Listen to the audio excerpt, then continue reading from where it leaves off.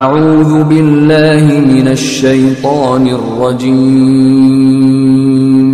بسم اللہ الرحمن الرحیم۔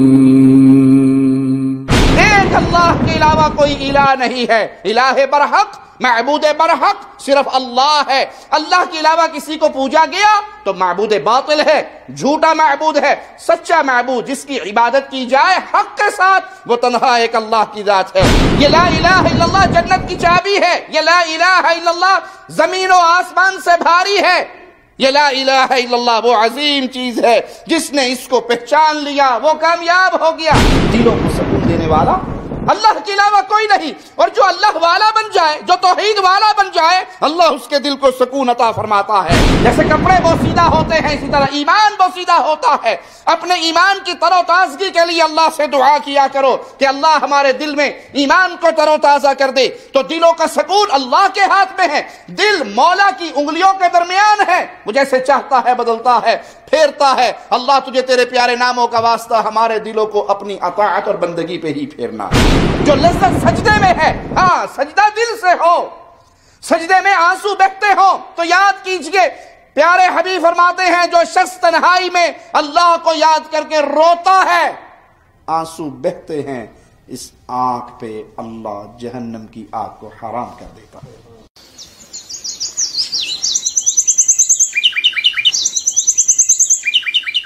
ان الحمد للہ نحمده ونصلي على رسوله الكريم۔ اعوذ باللہ من الشیطان الرجیم، بسم اللہ الرحمن الرحیم۔ قل هو اللہ احد اللہ الصمد لم یلد ولم یولد ولم یکن له کفوا احد۔ عقیدہ توحید انسانیت کو انسانیت کے در سے اٹھا کر انسانیت کے رب کے سامنے جھکا دینے کا نام ہے۔ وہ جو خالق و مالک کو بھلا بیٹھے، وہ جنہوں نے اپنا رشتہ اغیار سے جوڑ لیا، وہ جو انبیاء کے پہلے پیغام کو بھلا بیٹھے، ان کو ایک اللہ کی طرف بلانا وہ عظیم پیغام ہے جو ہر دور کے نبی نے اپنی امتوں کو دیا۔ وَلَقَدْ بَعَثْنَا فِي كُلِّ أُمَّةٍ رَسُولًا، مولا فرماتا ہے ہم نے ہر قوم میں ہی رسول بھیجے، اور ہر رسول نے آ کر اپنی قوم کو پہلا پیغام یہ دیا ان اعبدوا اللہ، عبادت صرف ایک اللہ کی، واجتنبوا الطاغوت، اور اللہ کے مقابل جو طواغیت پوجے جا رہے ہیں، اللہ کی عبادت کو ماننا اس وقت تک قبول نہیں ہوگا جب تک اللہ کے مقابل پوجے جانے والے طواغیت کا انکار نہ ہو۔ اگر کوئی اللہ کو بھی مانے اور بالغ کے علاوہ کسی اور کی بھی پوجا کرے، دونوں کے ساتھ کام چلانا چاہے، تو یہ بندہ مسلمان نہیں کہلا سکتا۔ عقیدہ توحید وہ عظیم نور ہے، جب یہ انسان کے دل میں پیوست ہو جاتا ہے، راسخ ہو جاتا ہے، تو انسان کا زندگی کا ہر پہلو جگمگا اٹھتا ہے۔ مواحد وہ اپنے دعوے میں جھوٹا ہے جو غیر اللہ سے اپنی نسبت توڑ لے لیکن خالق سے نہ جڑے۔ توحید تو نام ہے غیر اللہ سے ٹوٹ کر اللہ سے جڑنے کا نام۔ ایک شخص توحید کا دعوے دار ہے کہ میں عقیدہ توحید کو سمجھ چکا ہوں، اس عقیدے کو مان چکا ہوں، لیکن وہ اپنی عملی زندگی میں خالق و مالک سے جڑا نہیں ہے، تو وہ توحید کے مقصد کو نہیں پا سکا۔ توحید وہ عظیم نعمت ہے کہ اس کے بغیر دین قائم نہیں ہو سکتا۔ توحید وہ عظیم پیغام ہے، وہ عظیم بنیاد ہے، اس کے بغیر کوئی عمل اللہ مالک کے ہاں قبول نہیں ہو سکتا۔ توحید وہ عظیم منہج ہے کہ اس کو سمجھے بغیر انسانیت جہنم کی آگ سے بچ نہیں سکتی۔ اسی لیے ہر نبی کی کوشش، ہر نبی کا پہلا پیغام، تمام انبیاء کا، اور امام الانبیاء محمد الرسول اللہ صلی اللہ علیہ وسلم نے بھی اسی پیغام توحید کو سمجھایا، اور سب سے پہلے صحابہ نے اس پیغام کو سمجھا، سمجھ کے اپنی زندگیوں میں لاگو کیا، اپنی زندگیوں میں نافذ کیا، اور قیامت تک آنے والی انسانیت کے لیے لازم ہے اب وہ عقیدہ توحید کو سمجھے منہج صحابہ پر چلتے ہوئے۔ جیسے پیارے نبی صلی اللہ علیہ وسلم پر ایمان لانے والی چنی گئی جماعت کے لوگوں نے تسلیم کیا، ویسے ہم اس پر ایمان لائیں۔ جو یہ کہتا ہے کہ میں عقیدہ توحید کو سمجھنا چاہتا ہوں، ماننا چاہتا ہوں، تو اس پر لازم ہے سب سے پہلے وہ توحید ربوبیت کا اقرار کرے کہ اللہ کے علاوہ کوئی خالق نہیں، کوئی رازق نہیں، کائنات کا نظام چلانے والا اللہ کے علاوہ کوئی نہیں۔ اللہ رب ہے، اللہ کے علاوہ رب کوئی، رب کہتے ہیں پالنے والے کو، رب کہتے ہیں پیدا کرنے والے کو، تو رب اللہ ہے، معنی خالق اللہ ہے، مالک اللہ ہے، کائنات کا نظام چلانے والا اللہ ہے۔ اللہ کے علاوہ اس دھرتی پہ کوئی اور خالق و مالک نہیں ہے۔ انسان کتنا ہی افضل و اعلی ہو، انسان کتنا ہی بزرگ و برتر ہو، انسان اپنی ذات کے امور کا مالک نہیں ہے، غیروں کا کیسے ہو سکتا ہے؟ بڑے آسان سے جملے میں بات سمجھاتا ہوں، انتہائی آسان، دل میں اتر جانے والی گفتگو۔ انسان اپنی ذات سے متعلق معاملات میں خود مختار نہیں ہے۔ میں انسانوں کے سردار، انبیاء کے سردار محمد الرسول اللہ صلی اللہ علیہ وسلم کی مثال آپ کے سامنے رکھتا ہوں۔ پیارے حبیب علیہ الصلاۃ والسلام پر بیماریاں بھی آتی تھی، تکلیفیں بھی آئی تھی، ہجرت بھی کرنی پڑی تھی، بیٹیوں کو طلاق بھی ملی تھی، احد میں زخمی بھی ہوئے تھے، زوجہ محترمہ پر تہمت بھی لگی تھی، زہر والا کھانا بھی پیش کیا گیا تھا۔ وہ کون سی تکلیف ہے جو امام الانبیاء پہ نہ آئی ہو صلی اللہ علیہ وسلم؟ تو جب پیارے حبیب اپنی ذات پہ آنے والی مصیبتوں کو ٹال نہ سکے تو وہ کسی اور کی مصیبت کیسے ٹال سکتے ہیں؟ مختار کل وہ ہے جس کو خالق اور مالک کہا جاتا ہے، جو چاہے کرے۔ نہیں جی آپ نہیں مانتے، اللہ بھی مختار کل ہے، نبی کریم صلی اللہ علیہ وسلم بھی مختار کل ہے۔ ہم کہتے ہیں چلیں ٹھیک ہے، ایک لمحے کے لیے سمجھانے کے لیے بات مانتے ہیں۔ قیامت کے دن شفاعت پہ آپ کو یقین ہے نا کہ اللہ کے نبی صلی اللہ علیہ وسلم شفاعت کریں گے؟ اللہ تجھے تیرے پیارے ناموں کا واسطہ ہے مولا، ہم جتنے یہاں بیٹھے ہیں ہمیں ان پیاروں میں شامل کر دے جن کو محمد کریم صلی اللہ علیہ وسلم کی شفاعت نصیب ہوگی۔ جو مختار کل ہوتا ہے، جس کے اختیار میں سارا کچھ ہو، وہ سفارش تو نہیں کرتا نا، وہ تو آرڈر کرتا ہے۔ اللہ کے لیے اعلی مثال سمجھانے کے لیے بات کہتا ہوں۔ آپ کسی وزیر کے پاس گئے اپنا کوئی مسئلہ لے کے، وزیر کے کنٹرول میں وہ بات نہیں ہے تو وہ سفارش کرے گا کہ میرا رشتہ دار ہے، میرا عزیز ہے، میرا پیارا ہے، میری پارٹی کا ہے، میرے محلے کا ہے۔ اب وہ کس کو کرے گا سفارش؟ وزیر اعظم کو۔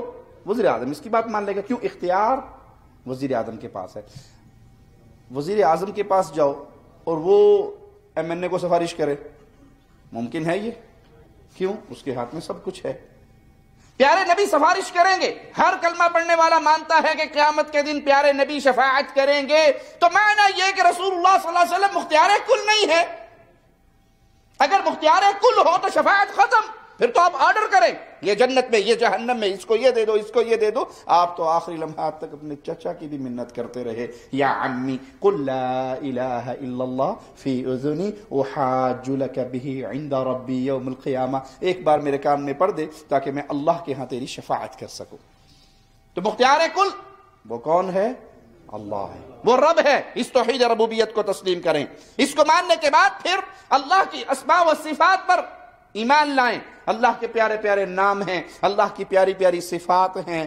اللہ اپنی صفات میں بھی تنہا اور یکتا ہے۔ جو صفت میرے مولا کی ہے ویسی صفت کسی اور میں لیس کمثلہ شیء، اس کی کوئی مثال نہیں۔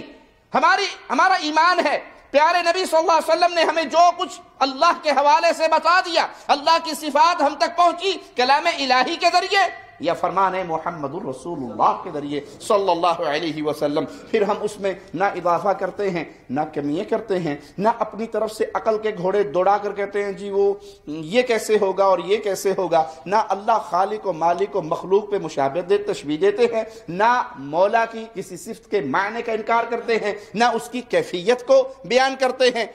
ہم ایمان لاتے ہیں یہ صفت کمال ہے اللہ خالق کا، کیسے ہے جیسے اس کی شان کو لائق ہے، کیفیت کا علم اللہ کو ہے. ہم ویسے ہی ایمان لانے پر پابند ہیں جیسے قرآن اور حدیث نے ہمیں بتا دیا.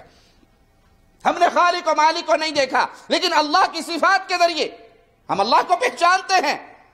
اللہ مالک کی صفات کے ذریعے اللہ کو پہچانتے ہیں، اللہ کے پیارے ناموں کے ذریعے اللہ کو مانتے ہیں، اللہ کو پکارتے ہیں. وہ الرحمن ہے، وہ الرحیم ہے. اس کو اس کے پیارے ناموں کا واسطہ دے کے اس سے سوال کرتے ہیں. وہ اللہ ہمیں دیکھ رہا ہے، وہ اللہ اپنے عرش پر قائم ہے جیسے اس کی شان کو لائق ہے. اب اپنی عقل کے گھوڑے نہیں دوڑائیں گے کہ وہ تو لا محدود لا مکان، عرش پہ کیسے آیا. یہ فلسفیوں کی باتیں، یہ منطقیوں کی باتیں ہیں. قرآن اور حدیث سے ہمیں یہ چیز ثابت ہو گئی کہ رحمان اپنے عرش پہ ہے جیسے اس کی شان کے لائق ہے. ہم ایمان لے آئے کیونکہ قرآن نے ہمیں خبر دی الرحمن علی العرش استوى. ہم اس کی تعویل نہیں کریں گے، ہم اس کا انکار نہیں کریں گے، ویسے مانیں گے جیسے اللہ منوانا چاہتا ہے اور جیسے محمد الرسول اللہ صلی اللہ علیہ وسلم نے تعلیم دی. وہ اللہ ہے، وہی غفور الرحیم ہے، شدید العقاب ہے، اس کی پکڑ بڑی شدید ہے. ہم اللہ کی صفات کو بھی مانتے ہیں، اللہ کے پیارے ناموں کو بھی مانتے ہیں. اس کو ماننے کے بعد جو یہ سمجھتا ہے کہ میں توحید کو جان جاؤں، مان لوں، اس کو سمجھ لوں، اس پہ عمل پیرا ہو جاؤں، اس کو لازم ہے کہ وہ توحید الوہیت کو تسلیم کرے، اس پیغام کو سمجھے جو مولا نے پوری انسانیت نہیں بلکہ پوری کائنات کی طرف پیغام دیا. اور وہ پیغام کیا ہے؟ انہ لا الہ الا اللہ، ایک اللہ کے علاوہ کوئی الہ نہیں ہے. الہ برحق، معبود برحق صرف اللہ ہے. اللہ کے علاوہ کسی کو پوجا گیا تو معبود باطل ہے، جھوٹا معبود ہے. سچا معبود جس کی عبادت کی جائے حق کے ساتھ وہ تنہا ایک اللہ کی ذات ہے. ہر نبی نے اپنی قوم کو یہی پیغام دیتے ہوئے کہا یا قوم اعبدوا اللہ، اے میری قوم اللہ کی عبادت کرو. ما لکم من الہ غیرہ، اللہ کے علاوہ تمہارا کوئی الہ نہیں ہے، کوئی معبود برحق نہیں ہے. یہی وہ کلمہ ہے جو آسمان و زمین پہ بھاری ہے. موسیٰ علیہ السلام نے کہا تھا اللہ کوئی بتا دے ورد جو میں کرتا رہوں پڑھتا رہوں، تو مولا نے کہا تھا لا الہ الا اللہ کو اس کو پڑھا کرو. کہا یہ تو سب پڑھتے ہیں. حدیث میں آتا ہے مالک نے فرمایا یہ لا الہ الا اللہ اگر ایک پلڑے میں رکھ دیا جائے اور 7 آسمان، 7 آسمانوں کی مخلوق، 7 زمینیں جسے ہماری زبان میں 14 طبق کہتے ہیں، یہ ایک پلڑے میں رکھ دیا جائے اور لا الہ الا اللہ سے تولا جائے تو یہ ساری مخلوق ہلکی ہوگی، لا الہ الا اللہ بھاری ہوگا. یہ لا الہ الا اللہ جنت کی چابی ہے. یہ لا الہ الا اللہ زمین و آسمان سے بھاری ہے. یہ لا الہ الا اللہ وہ عظیم چیز ہے جس نے اس کو پہچان لیا وہ کامیاب ہو گیا. اللہ مالک وہ مولا ہے جس کی وجہ سے محبت کی جاتی ہے، جس سے امیدیں لگائی جاتی ہیں، جس سے بھروسے، توکل. انسان کوئی عمل کرتا ہے، کوئی سبب اختیار کرتا ہے، وہ اختیار کرتے ہوئے بھی اس کا بھروسہ سبب پہ نہیں ہوتا، مولا پہ ہوتا ہے. اے اللہ یہ کام کر رہا ہوں کیونکہ ہمارے اسلام نے حکم دیا ہے. ایک شخص نے آ کر پوچھا تھا یا رسول اللہ صلی اللہ علیہ وسلم سواری ہے اس کا کیا کروں، اللہ توکل باہر چھوڑ دوں؟ آپ نے کہا اعقل ہے، گھٹنا باندھو ثم توکل علی اللہ، پھر اللہ پر بھروسہ کرو. سبب اختیار کرنا اسلام کا حکم ہے لیکن بھروسے سبب پہ نہیں کہ گولی کھا لی ٹھیک ہو جائیں گے، ٹیکا لگ گیا اب ٹھیک ہو جائیں گے. نہیں، ہم نے یہ سبب اختیار کیا ہے لیکن شفا ساری کی ساری صرف ایک عرش والے مولا کے ہاتھ میں ہے. وہ اللہ ہے جس کے لیے ذبح کیا جاتا ہے، جس کے لیے نذر و نیاز دی جاتی ہے. جب انسان اس توحید کو سمجھتا ہے تو توحید انسان کی زندگی کو مرتب کرتی ہے، انسان کی زندگی کو منور کرتی ہے، انسان کی زندگی کو چمکا دیتی ہے. کیوں؟ انسان ہر معاملے میں مخلوق سے کٹ کر خالق کا ہو جاتا ہے. ہر معاملے میں وہ اللہ سے تعلق جوڑتا ہے، ہر مسئلے میں وہ اللہ کے ساتھ ایک ایسے پیار اور محبت کے رشتے میں بچ جاتا ہے کہ پھر اسے کسی اور کا خوف نہیں ہوتا. اسے کسی اور پہ امید نہیں ہوتی، اسے کسی اور پہ بھروسے نہیں ہوتے، بلکہ اس کی ساری امیدیں خالص ایک اللہ سے ہوتی ہیں۔ وہ اطاعت بھی کرتا ہے تو مولا مالک کی کرتا ہے۔ اللہ مالک نے عقیدہ توحید کو دلوں میں پختہ کرنے کے لیے بڑی پیاری مثال دی۔ قرآن حکیم سورۃ ابراہیم آیت نمبر 24 کو سنیے، مولا فرماتا ہے الم تر کیف ضرب اللہ مثلا کلمۃ طیبۃ کشجرۃ طیبہ، تم دیکھتے نہیں اللہ نے اس کلمہ طیبہ کی کتنی پیاری مثال دی ہے، ایک پیارے درخت کے ساتھ اس کو اللہ مالک نے مثال میں بیان کیا، اصلها ثابت وفرعها فی السماء، ایسا درخت جس کی جڑ ثابت ہے، زمین میں مضبوط ہے، زمین میں اندر تک اس کی جڑ گئی بھی مضبوط ہے، وفرعها فی السماء، اور اس کی شاخیں، اس کی ٹہنیاں آسمان کی طرف بلند ہیں۔ تو یہ لا الہ الا اللہ یہ پیارا درخت ہے، یہ بنیاد ہے جو زمین میں گئی ہوئی، سمجھیے اس کو اللہ کے لیے۔ اکثر لوگ کہتے ہیں جی آپ توحید توحید توحید کی بات کرتے رہتے ہیں، کیا ضرورت ہے اس کی، نماز پڑھو، روزہ رکھو، اللہ اللہ کرو، کسی کو تنگ نہ کرو، کسی کا حق نہ مارو، کسی پہ ناجائز ظلم نہ کرو۔ نہیں بھائی، نہیں بھائی، اصلها ثابت، پہلے زمین میں، بنیاد میں، ہر عمل کی بنیاد میں، نماز کی بنیاد، روزے کی بنیاد، حج کی بنیاد، زکوٰۃ کی بنیاد، صدقے کی بنیاد، مسجد بنانے کی بنیاد، کنواں کھدوانے کی بنیاد لا الہ الا اللہ۔ یہ ہے تو نماز قبول، یہ ہے تو روزہ قبول، توحید درست ہے تو حج قبول، توحید درست ہے تو رمضان کے اندر عبادتیں، محنتیں قبول ہوں گی، اعتکاف قبول ہوگا، صدقہ قبول ہوگا۔ اگر بنیاد میں یہ نہیں ہے تو یہ اوپر والی ٹہنی کھڑی ہو سکتی؟ فرعوها فی السماء، یہ ٹہنی آسمان میں کب بلند ہوگی؟ جب جڑ کے اندر لا الہ الا اللہ ہوگا۔ عبادت سے پہلے توحید ہے، ایمان بنیاد ہے، عقیدہ بنیاد ہے، اس کے بعد اس کے اوپر پوری بلڈنگ عبادت کھڑی ہوتی ہے۔ تؤتی اکلہا، یہ اپنا پھل دیتا ہے، یہ رزلٹ دیتا ہے۔ توحید کو سیکھنے کے بعد رزلٹ نکلتا ہے، اور سب سے پیارا رزلٹ کیا ہے؟ جو توحید کو سمجھ لیتا ہے وہ نیک عملوں کی طرف بڑھتا ہے۔ آپ نے جس کے دل میں اللہ کی محبت پیدا کر دی، آپ نے جس کے دل میں اللہ کا ڈر پیدا کر دیا، اب اسے ہر مسئلے پر تبلیغ کرنے کی ضرورت نہیں ہے۔ اللہ کی محبت اور اللہ کا خوف اس کے لیے ہر مسئلے میں نور کا مینارہ بن جائے گا۔ وہ کسی پہ ظلم کرنے سے پہلے رکے گا کہ میرا اللہ ناراض تو نہیں ہو جائے گا، میرا اللہ مجھے اس پہ پکڑے گا تو نہیں۔ اس کی ساری زندگی درست ہوگی اگر آپ نے اس کو توحید سمجھا دی، اگر آپ نے اس کو غیر اللہ سے توڑ کر اللہ سے جوڑ دیا، آپ نے اس کی پوری زندگی کو تبدیل کر دیا۔ عمل صالح وہ پیارا پھل ہے لا الہ الا اللہ کے درخت کا۔ جب انسان توحید کو سمجھتا ہے تو پھر یہ نہیں ہو سکتا۔ پیار سے کہ عرض کرتا ہوں کہ توحید کو ماننے والا، توحید کو سمجھنے والا، توحید پہ عمل کرنے کا دعوے دار فجر کی نماز پہ سویا رہے،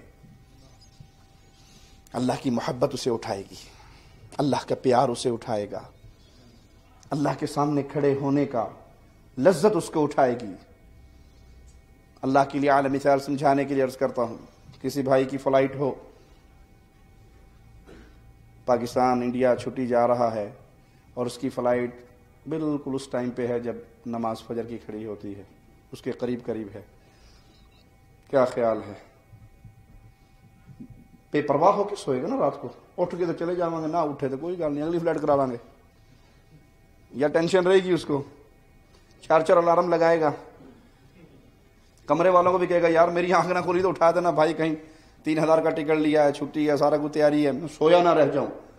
یہ فلائٹ مس ہونے کا ڈر اس کو پرسکون ہو کے سونے نہیں دے گا، اور اس ٹینشن میں وہ اپنے ٹائم پہ اٹھے گا، 10 الارم لگائے گا، کئی دوستوں کو کہے گا، سونے سے پہلے بھی پریشانی میں ہی سوئے گا۔ اور جس کی فجر کی نماز رہ گئی، جس کی عصر کی نماز رہ گئی، پیارے نبی صلی اللہ علیہ وسلم کا فرمان سناؤ، جس کی عصر کی نماز فوت ہو گئی گویا اس کا مال، اس کا اہل و عیال برباد ہو گیا۔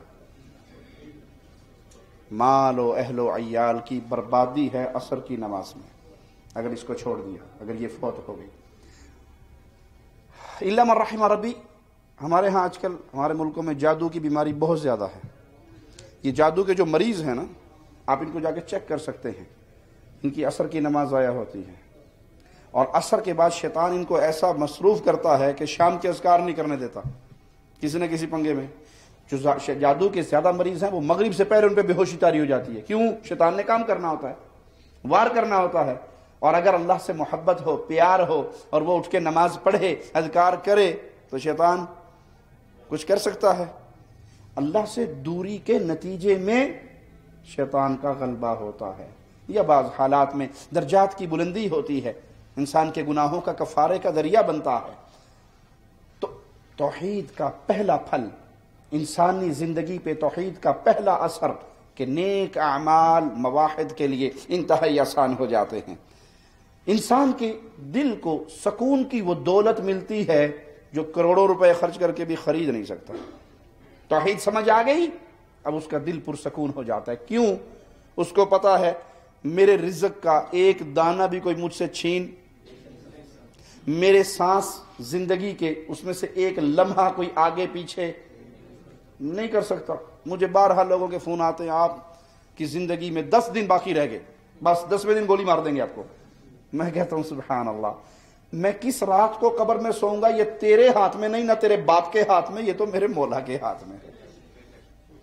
نہ تیری گولی مجھے مار سکتی، نہ تیری تلوار مجھے کاٹ سکتی، جب تک میرے مولا نے میرا زندہ رہنا لکھ دیا ہے۔ تو مواحد پرسکون ہوا کرتا ہے۔ کیوں؟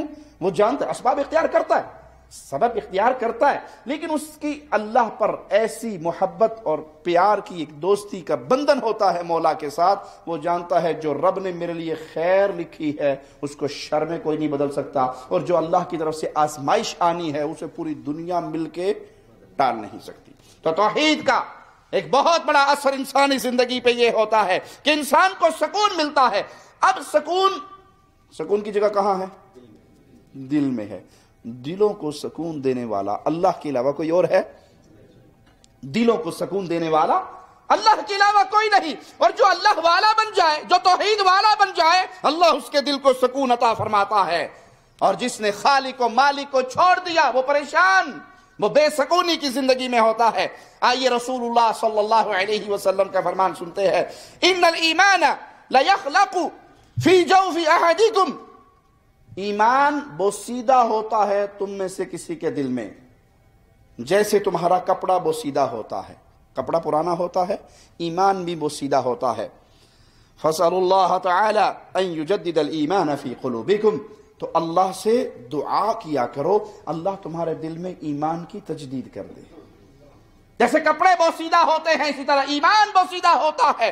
اپنے ایمان کی تر و تازگی کے لیے اللہ سے دعا کیا کرو کہ اللہ ہمارے دل میں ایمان کو تر و تازہ کر دے۔ تو دلوں کا سکون اللہ کے ہاتھ میں ہے، دل مولا کی انگلیوں کے درمیان ہے، وہ جیسے چاہتا ہے بدلتا ہے، پھیرتا ہے۔ اللہ تجھے تیرے پیارے ناموں کا واسطہ ہمارے دلوں کو اپنی اطاعت اور بندگی پہ ہی پھیرنا۔ اور جب انسان کا ایمان کمزور ہوتا ہے وہ بے سکون اور پریشان۔ جب ایمان نہ ہو، شرک دل میں گھر کر لے، بندہ اچھا بھلا تیار ہو کے بچوں سے مل کے بیوی کو سلام کر کے بریف کیس اٹھا کے باہر نکلتا ہے، 5 منٹ میں واپس آ جاتا ہے۔ بیگم پوچھتی شیخ صاحب تسی تے کتنے گئے سو؟ او کالی بلی راہ کٹ گئی سی راستے چوں، اگوں لنگ گئی سی کالی بلی۔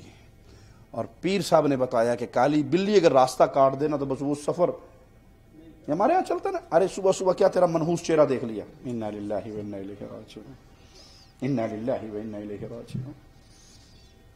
جس کے دل میں ایمان کمزور ہوتا ہے، اس کا خالق سے رشتہ کمزور ہوتا ہے، اس کا نتیجہ یہ نکلتا ہے کہ پھر دل کو سکون نہیں ہوتا۔ صبح صبح کسی کی دکان پہ چلا جاؤ جو ادھار پہ سامان دیتا ہے، اسے کہو لہ پہلا گاہ کی ادھار آ رہا ہے، سارا دن ادھار ہی چلے گا۔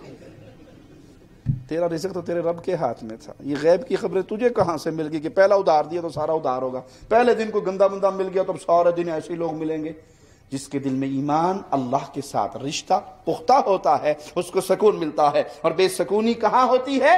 جہاں پر ایمان کمزور ہوتا ہے۔ آؤ دلوں میں ایمان کیسے مضبوط ہوتا ہے، دلوں کو سکون کیسے ملتا ہے؟ پیارے نبی صلی اللہ علیہ وسلم کا فرمان صحیح مسلم میں سیدنا عباس سے روایت ہے رضی اللہ عنہ وارضاہ، فرماتے ہیں پیارے نبی صلی اللہ علیہ وسلم نے فرمایا ذاق طعم الایمان، اس نے ایمان کے ذائقے کو چکھ لیا من رضی باللہ ربا، جو اللہ کے رب ہونے پہ راضی ہو گیا، جو اللہ کے رب ہونے پہ راضی ہو گیا، اس کے دل نے ایمان کے ذائقے کو چکھ لیا، یعنی مومن ہو گیا، ایمان اس کے دل میں داخل ہو گیا۔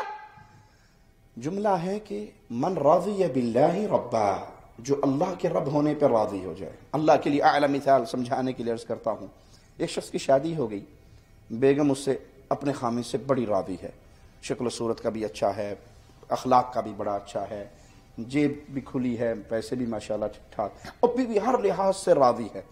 اب اس کی سہیلیاں، اس کی پڑوسنیں اپنے اپنے خامدوں کی جتنی مرضی تعریف کر لیں، وہ کیا کہے گی؟ جی ہو جائے میرا ہے نا تو کسی نے نہیں لبا، جو مجھے ملا ہے نا تمہارا جتنا بھی اچھا ہو پر میرے والے کے برابر کا۔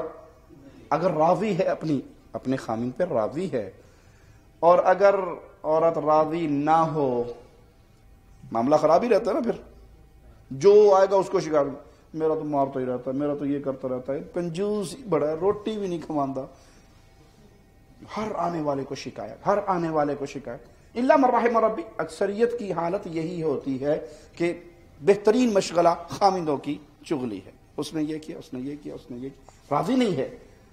مثال دینی تھی تاکہ عام فہم بات دل میں اتر جائے۔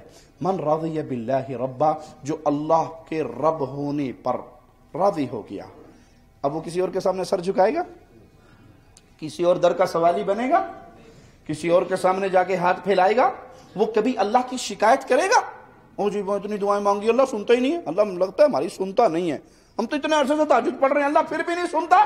جو اللہ کے رب ہونے پہ اللہ کو رب مان کے راضی ہو گیا، مولا میرا رب ہے، اب وہ نہ کبھی اللہ کی شکایت کسی کے سامنے کرے گا، نہ یہ کہ کبھی اتنی دعائیں مانگی اللہ سنتا ہی نہیں ہے۔ بس اللہ خاص لوگوں کی سنتا ہے، ہر بندے کی نہیں سنتا، ہر بندہ نہیں اللہ کو سنا سکتا، نہیں، وہ اللہ کے رب ہونے پر رب مان کر راضی ہو گیا ہے۔ اب وہ مانگے گا تو اللہ سے، وہ ڈرے گا تو اللہ سے، اس کی محبت ہوگی تو اللہ سے، اس کی عبادتوں کا مرکز ہوگا تو مولا و مالک، وہ کسی کو اللہ کی عبادت کا حصے دار۔ جب اس طرح توحید اس کے اندر داخل ہو جائے گی تو گارنٹی گئی ہے پیارے حبیب صلی اللہ علیہ وسلم نے، اس نے ایمان کو چکھ لیا۔ اور دوسری بات، وبالاسلام دینا، وہ اسلام کے دین ہونے پر راضی ہو گیا کہ اسلام میرا دین ہے۔ اب اس کے سامنے ویلنٹائن ڈے آئے، وہ کہے گا میں مسلمان ہوں، اور مسلمان یہ کام نہیں کرتا۔ اس کے سامنے کرسمس ڈے آئے، وہ کہے گا میں مسلمان ہوں، اسلام پہ راضی ہو گیا ہوں، اسلام نے مجھے ان چیزوں کی تعلیم نہیں دی۔ جی ترقی یافتہ دور ہے، تم تو بڑے دقیانوس قسم کے ہو ہیں، تو کسی گرل فرینڈ کو پھول بھیج دو۔ تو کسی نے پوچھا جی ہاں جی کیسا رہا ویلنٹائن ڈے؟ جی بہت اچھا رہا۔ کیا کیا؟ کہا اپنی گرل فرینڈ کو بہت پھول بھیجے میں نے، اور ہم نے باہر آؤٹنگ بھی کی، کھانا بھی ہوٹل میں کھایا، اور بڑا اچھا دن گزرا۔ کہا اچھا ماشاءاللہ، آپ نے اپنی گرل فرینڈ کو بہت گفٹ دیے، اور بہن کو کتنے گفٹ آئے؟ وہ بہن ایسی نہیں ہے۔ کہا پھر وہ آپ کی خاندان میں سے نہیں ہے؟ آپ ایسے ہیں تو وہ ایسی کیوں نہیں ہے؟ زنا ایک ادھار ہے، زنا ایک ادھار ہے۔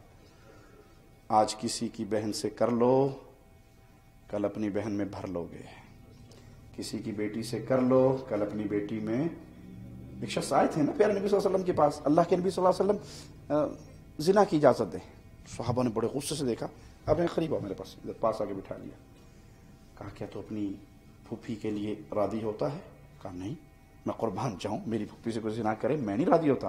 کہا جیسے تو راضی نہیں ہوتا اسی طرح لوگ بھی راضی نہیں ہوتے کہ ان کی پھوپھی سے کوئی شخص بدکاری کرے۔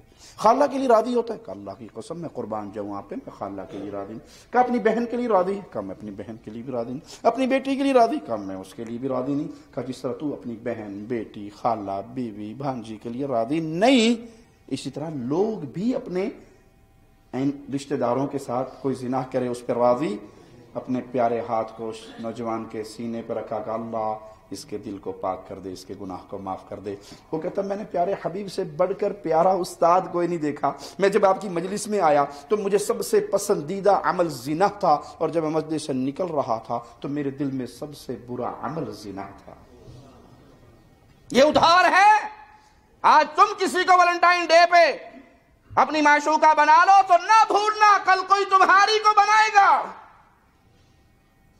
جو راضی ہو گیا اسلام کے دین ہونے پہ، شادی کرے گا تو اسلام کے مطابق، لباس ہوگا تو اسلام کے مطابق، کاروبار ہوگا تو اسلام کے مطابق، معاملات ہوں گے تو اسلام کے مطابق۔ یہ دو باتیں اس کے دل میں آ گئی۔ تیسری بات کیا ہے؟ وَبِ محمد رسول صلی اللہ علیہ وسلم، وہ پیارے حبیب صلی اللہ علیہ وسلم کو اپنا رسول مان کے راضی ہو جائے۔ جو نبی کو اپنا آئیڈیل مان کے راضی ہو جائے، وہ کسی اور کے راستے کو تلاش کرے گا، وہ کسی اور کے فرامینوں کو ڈھونڈے گا۔ وہ جی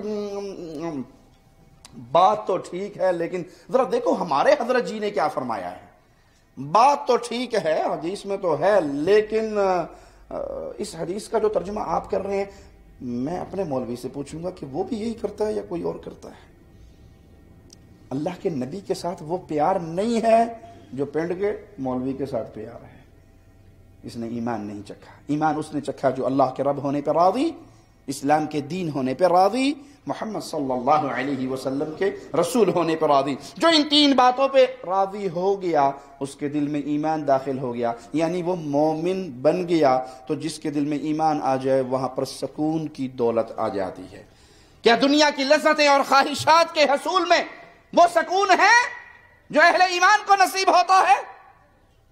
اللہ کے ایک ولی کا بڑا پیارا جملہ ہے کہ ہم جب راتوں کو اٹھ کے تہجد پڑھتے ہیں اور جو لذت اور سکون ہمیں ملتی ہے، اگر امراء کو پتہ لگ جائے کہ یہ کتنے سکون میں ہے، وہ ہم سے لڑائی کر کے اس سکون کو حاصل کرنے کی کوشش کریں۔ جو سکون اللہ کے ساتھ، امیر المومنین امیر عمر رضی اللہ عنہ فرمایا کرتے تھے، اگر زندگی میں نماز نہ ہو تو مجھے زندگی سے ہی پیار نہ ہو۔ زندگی سے پیار اس لیے ہے کہ کچھ لمحات ملتے ہیں جب میں اپنے ماتھے کو خاک میں رکھ کے اپنے مولا کی عظمت کے ترانے گاتا ہوں۔ یہ ہے توحید کا اثر انسان کی زندگی پہ کہ اس کے دل میں اللہ کا پیار۔ پھر یہ نہیں ہے حی علی الصلاۃ کی آواز گونج رہی اور بندہ کہہ رہا جی آج نیند بڑی آئی ہوئی ہے، کوئی بات نہیں۔ اور ابھی پاکستان اور انڈیا کرکٹ ٹیموں کا میچ جو ہے نا، وہ دوسری جنگ عظیم سے کم ٹینشن والا نہیں ہوتا، خاص طور پہ جب شاہد افریدی صاحب بیٹنگ کر رہے ہوں، پھر تو پتہ ہوتا ہے کسی بھی گیند پہ کچھ بھی ہو سکتا ہے۔ تو ابھی دروازہ بند کر دیں مسجد کا، میچ ختم ہوگا تو پھر ہم زور اثر اکٹھی کر لیں گے۔ بارش میں بھی تو اکٹھی ہو جاتی ہے، تو میچ میں نہیں اکٹھی ہو سکتی۔ انا للہ و انا الیہ راجعون۔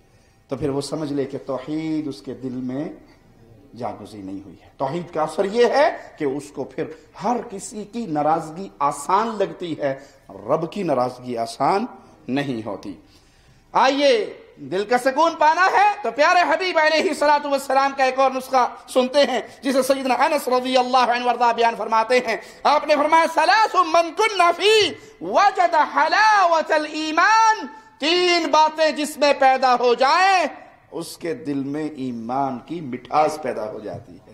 اللہ اپنے فضل و کرم سے ہم جتنے یہاں بیٹھے ہیں اور جس بھائی کے کان تک ہماری آواز پہنچ رہی ہے، اس کو اپنے فضل سے ایسا بنا دے جن کے دل میں ایمان کی مٹھاس گھر کر جاتی ہے۔ تین کام، تین باتیں، تین چیزیں دل میں اتر گئی تو سمجھ لو ایمان اتر گیا، اور جس دل میں ایمان ہو وہاں سکون ہوتا ہے۔ اللہ کا ایک ولی ہے، درخت کے نیچے لیٹا ہوا ہے، اینٹ کا تکیہ بنایا ہوا ہے، اور سابقہ زندگی میں ریشم پہ سونے والا، خدام اس کے آگے پیچھے پھرنے والے، اور جب اللہ کی طرف آیا تو ہر کسی کو آزاد کر کے اللہ مالک کو راضی کر لیا اور دنیا سے منہ موڑ کے دین کی طلب اور دین کی خدمت میں لگ گئے۔ تو شاگرد آ کر کہنے لگے امام صاحب ایک سوال کرنا ہے، حدیث میں آتا ہے جب انسان اللہ کے لیے کوئی چیز چھوڑے اللہ اس کے بدلے میں ضرور کچھ دیتا ہے، تو آپ نے وہ جو آپ کی شاہانہ زندگی تھی اس کو چھوڑ کے یہ زندگی اپنائی ہے، اس کے بدلے میں اللہ نے وہ کون سی دولت ہے جو آپ کو دی؟ پیسہ تو ختم ہو گیا، وہ غلام، وہ بکریاں، وہ اونٹ، وہ تو سب آپ نے اللہ نام پہ دے دیے، مسلمانوں کے بیت المال میں جمع کروا دیے۔ آپ کو اللہ نے اس کے بدلے میں دیا کیا؟ کہا بتاؤں کیا دیا؟ بہت بڑی دولت دی ہے، اور وہ دولت یہ ہے کہ میں جس حال میں زندگی گزار رہا ہوں بڑا ہی پرسکون ہوں، مجھے ٹینشن نہیں ہے۔ آپ نے دیکھا بعض لوگ ہوتے ہیں جن کے اکاؤنٹ میں 1,00,000 ریال بھی ہوتا ہے، لیکن سونے کے لیے ان کو رات کو موٹی وال کی گولی کھانی پڑتی ہے۔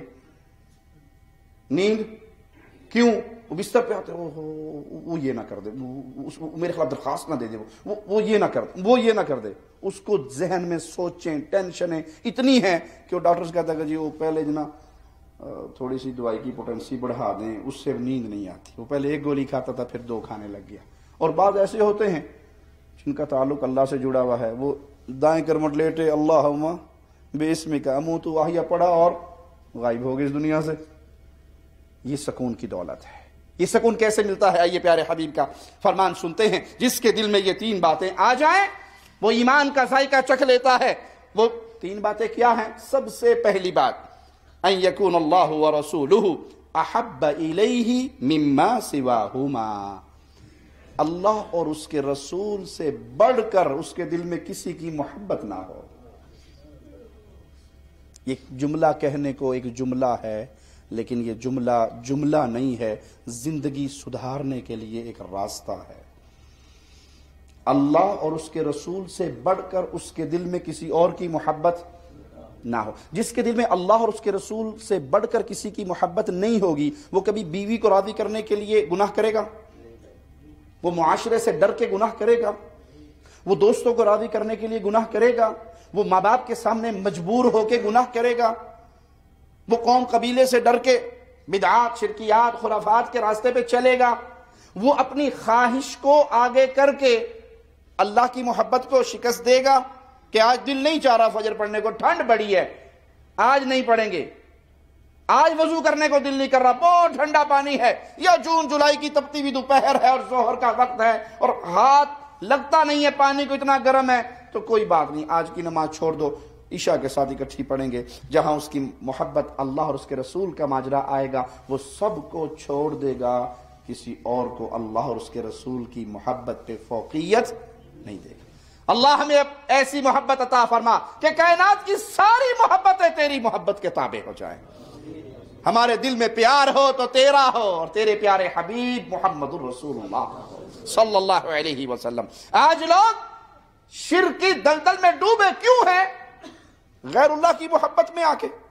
سجدہ ہم اللہ کو کرتے ہیں اللہ کی محبت میں، اور جو لوگ اپنے پیروں کو سجدہ کر رہے، جو لوگ اپنے باپوں کو سجدہ کر رہے، جو قبروں کو سجدہ کر رہے، جو ڈھیریوں کو سجدہ کر رہے، جو پتھروں کا طواف کر رہے، کیا ان کے دل میں ان چیزوں کی محبت اللہ کی محبت سے غالب نہیں آ گئی؟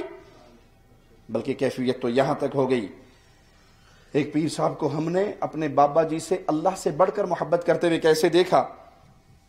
وہ کہتا ہے کہ پیر صاحب بیٹھے ہوئے تھے، بڑے جلال میں تھے، جلالی بابا تھے. انڈیا پاکستان کے بابے بھی مختلف ہوتے ہیں نا، کوئی جلالی ہوتا ہے، کوئی، چلو میں آگے نہیں جاتا، یہیں تک ہی کافی ہے.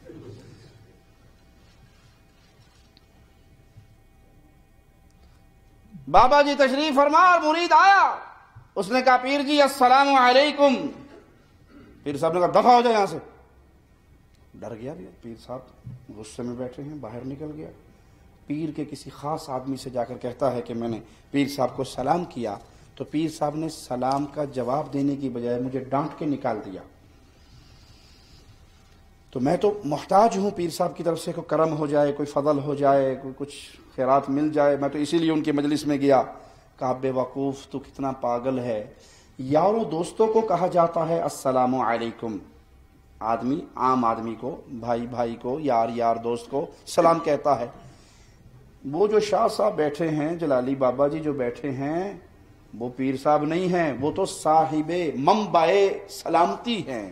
انا للہ و انا الیہ راجعون. سلامتی ان سے پھوٹتی ہے، وہ سلامتی والے ہیں، منبع سلامتی ہیں، منبع ولایت ہے.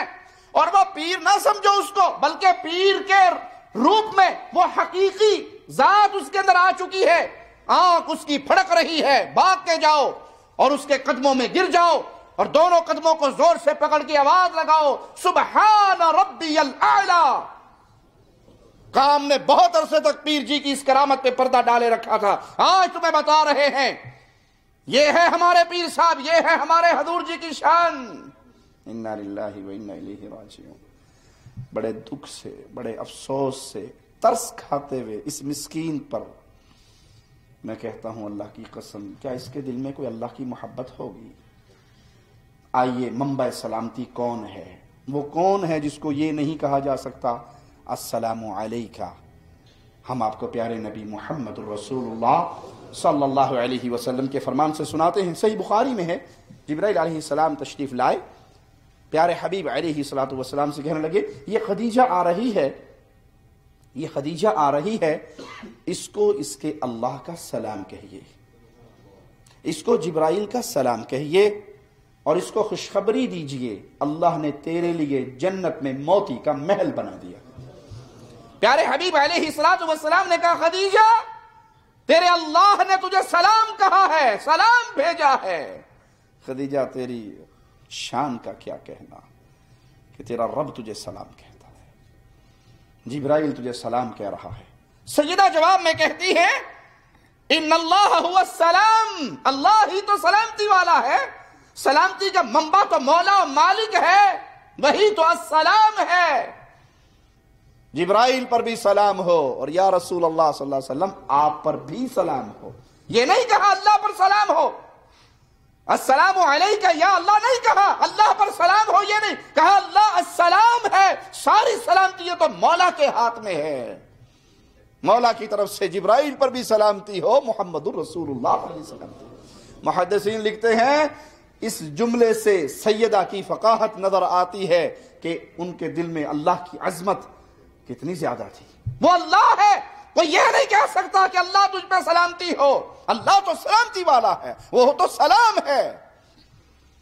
इसीलिए प्यारे हबीब मोहम्मद करीम सल्लल्लाहु अलैहि वसल्लम ने फरमाया, मना किया।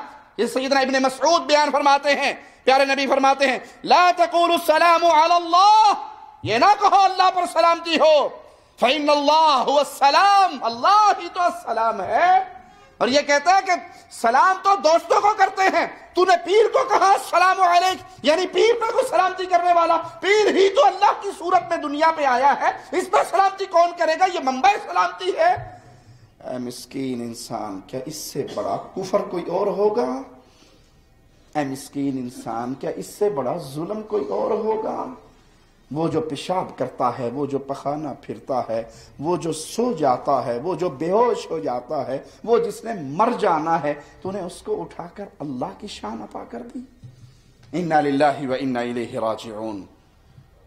ईमान मिलता है दिल को कि अल्लाह और उसके रसूल से ऐसा प्यार हो कि ऐसा प्यार फिर किसी और से।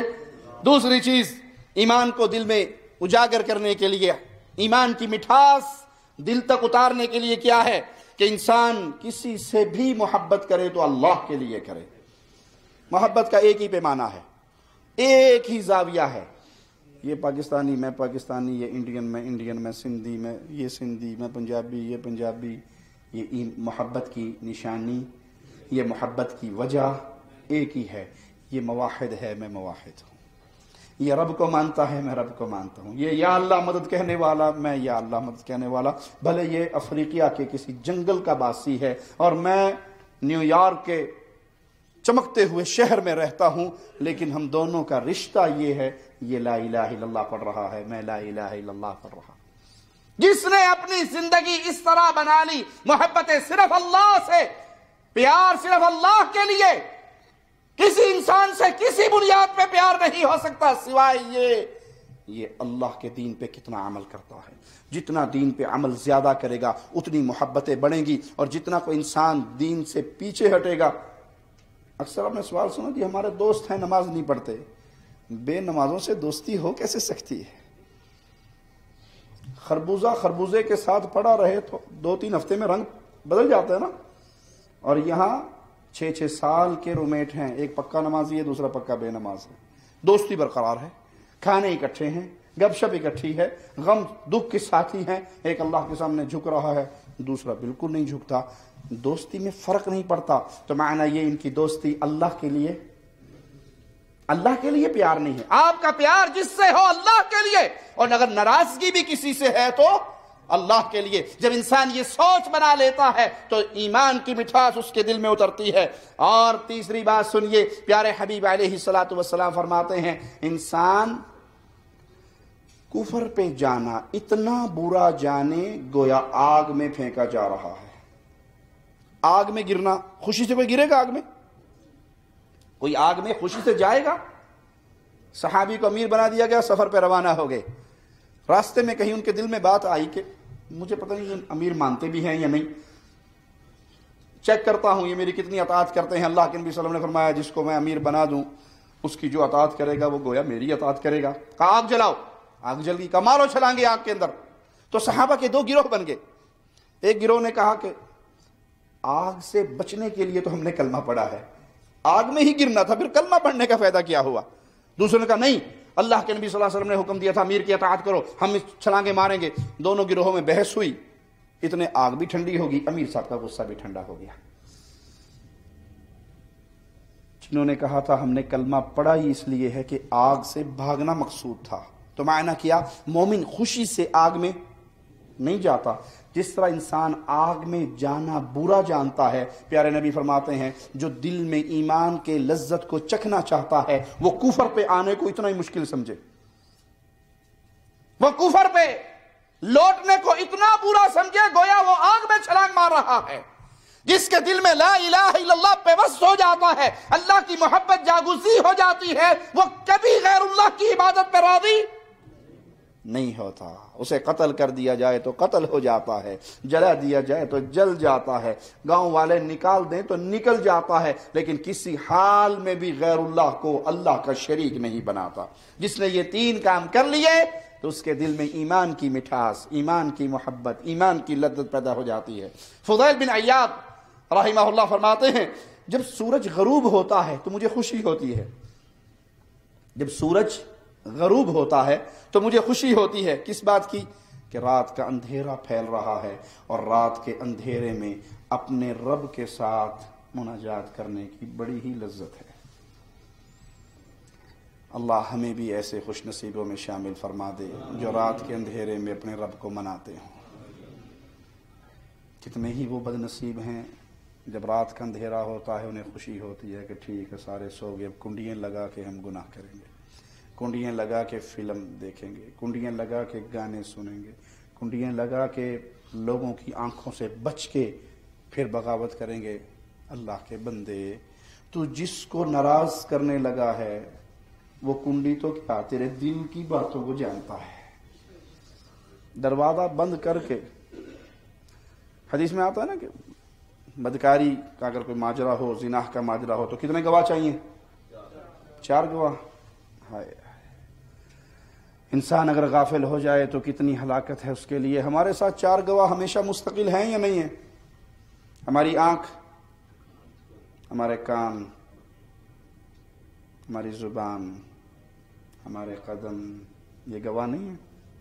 آنکھ نہیں گواہی دے گی میں نے کیا دیکھا، کان نہیں گواہی دے گا میں نے کیا سنا، زبان نہیں گواہی دے گی میں نے کیا بولا، ران نہیں گواہی دے گی میں نے کیا کیا۔ یہ گواہ تو ہمارے ساتھ 24 گھنٹے کے لیے، چھوٹا گناہ ہو یا بڑا۔ رات کا اندھیرا جب پھیلتا ہے مجھے بڑی خوشی ہوتی ہے کہ اب رات کے اندھیرے میں اللہ کے ساتھ، اللہ کے سامنے رونے میں جو مزہ ہے، سوال کرنے میں جو مزہ ہے، اور جب سورج طلوع ہوتا ہے تو مجھے بڑی الجھن ہوتی ہے۔ کیوں؟ کہ وہ جو تنہائی کا وقت مجھے میسر تھا کہ جب چاہتا اٹھتا مصلی بچھا کے اپنے رب سے باتیں شروع کر دیتا، اپنے مولا سے مانگنا شروع کر دیتا، اب وہ ختم ہوگی تنہائی، اب سورج نکل آیا، اب لوگ ملنے والے آئیں گے، اپنے اپنے کاموں میں آئیں گے، تو رات آتی تو مجھے محبت ہوتی، پیار ہوتا، میرے دل میں یہ شوق بڑھتا کہ میں نے اپنے اللہ کو راضی کرنا ہے۔ اور سلف میں سے بات کا اقوال ہے کہ راتوں کو عبادت کرنے والے جس لذت میں ہیں، اگر خواہشات کے پجاریوں کو جا کے دیکھا جائے تو انہیں وہ لذت کبھی بھی میسر نہیں ہو سکتی جو لذت سجدے میں ہے۔ ہاں سجدہ دل سے ہو، سجدے میں آنسو بہتے ہوں تو یاد کیجئے، پیارے حبیب فرماتے ہیں جو شخص تنہائی میں اللہ کو یاد کر کے روتا ہے، آنسو بہتے ہیں، اس آنکھ پہ اللہ جہنم کی آگ کو حرام کر دیتا ہے۔ جو لذت سجدے میں ہے، جو لذت رکوع میں ہے، جو لذت رات کی 2 رکعتوں میں ہے، وہ نہ شراب میں ہے، نہ خواہشات کی پوجا میں ہے، نہ کسی گناہ میں ہے۔ گناہ میں لذت کب تک ہے؟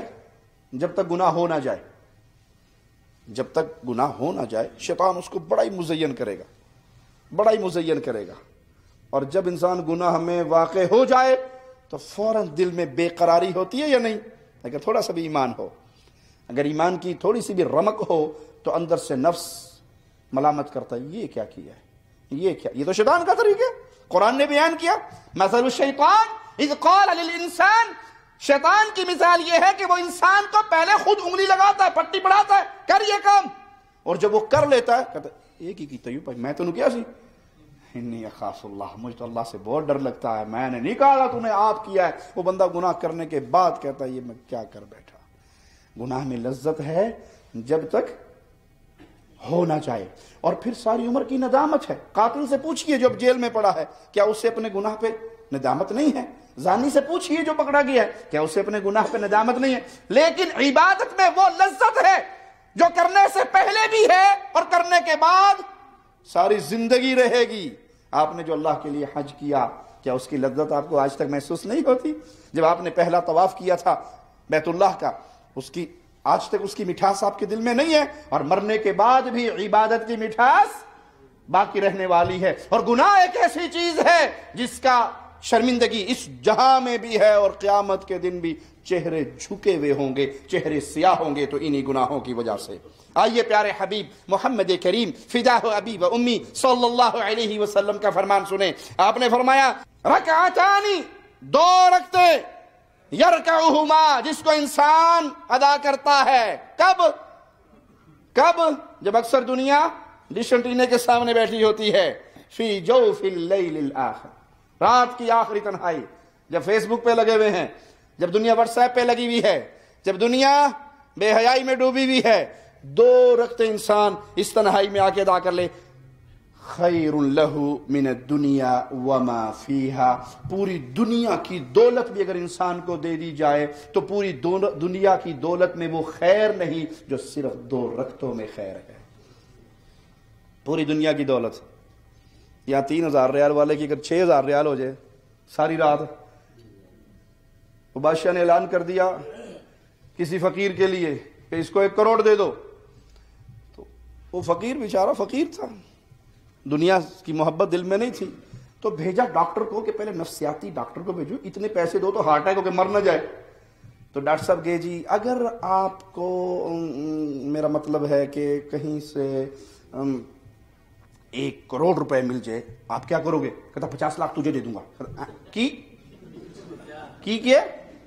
ڈاکٹر کو ہارٹ اٹیک ہو گیا۔